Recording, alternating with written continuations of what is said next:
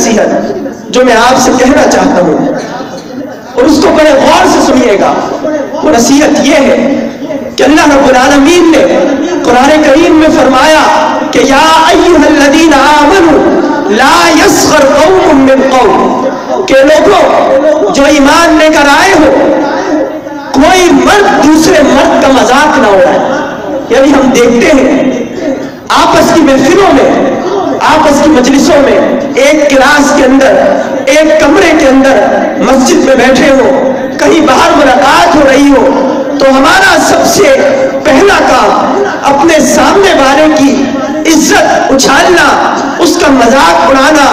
اس کی تحقیر اور تذلیل کرنا، اس کو برے لقب سے پکارنا، اور ایسا کلمہ اس کے حوالے سے کہنا کہ جو اللہ اور اس کے رسول صلی اللہ علیہ وسلم کے نزدیک ناپسندیدہ کلمہ ہے۔ تو قرآن میں اللہ رب العالمین نے فرمایا کہ کوئی بھی مرد دوسرے مرد کا ہرگز مذاق مت اڑائے، ہمیشہ ان سے اچھے انداز سے اور اچھی گفتگو کے ساتھ پیش آئے۔ وہ جو نبی کریم صلی اللہ علیہ وسلم نے فرمایا کہ المسلم من سلم المسلمون من لسانہ ویدہ، کہ مسلمان تو وہ ہے کہ جس کی زبان سے اور جس کے ہاتھ سے دوسرا مسلمان وہ محفوظ ہو جائے۔ یعنی اگر ہماری زبان دوسرے شخص کی غیبت میں، دوسرے شخص کی برائی میں، کسی کی ذلت میں اور کسی کو رسوا کرنے میں مصروف ہو جائے، آپ دیکھیں کہ نبی کریم صلی اللہ علیہ وسلم بھی آپس میں صحابہ کرام کے ساتھ ایسی بات کیا کرتے تھے کہ جو اچھی اور عمدہ بات ہو، لیکن کبھی بھی نبی اور صحابہ کی مجلسوں میں ایک دوسرے کا مذاق نہ اڑایا۔ ایک واقعے میں آتا ہے کہ نبی کریم صلی اللہ علیہ وسلم کے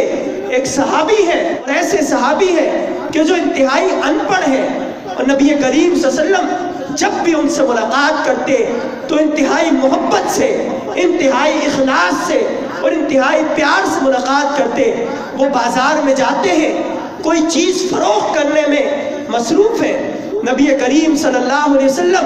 پیچھے سے آتے ہیں اور ان صحابی کی آنکھوں کے اوپر ہاتھ رکھ لیتے ہیں اور لوگوں کو پکارتے ہوئے کہتے ہیں کہ یہ میرا غلام ہے، اس غلام کو کون خریدے گا؟ یعنی اگر آپ میں سے کوئی طالب علم، کوئی بچہ کسی دوسرے بچے کی آنکھوں کے اوپر ہاتھ رکھ لے تو ہمارا عمل کیا ہوگا؟ ہم فوراً اپنی کونی کے ذریعے اس کو زور سے ماریں گے، یا اسے زور سے مارتے ہوئے پیچھے ہٹانے کی کوشش کریں گے، صرف اس غرض سے کہ وہ شخص اس کو تکلیف پہنچ جائے۔ یعنی ہم آپس میں مذاق جب کرتے ہیں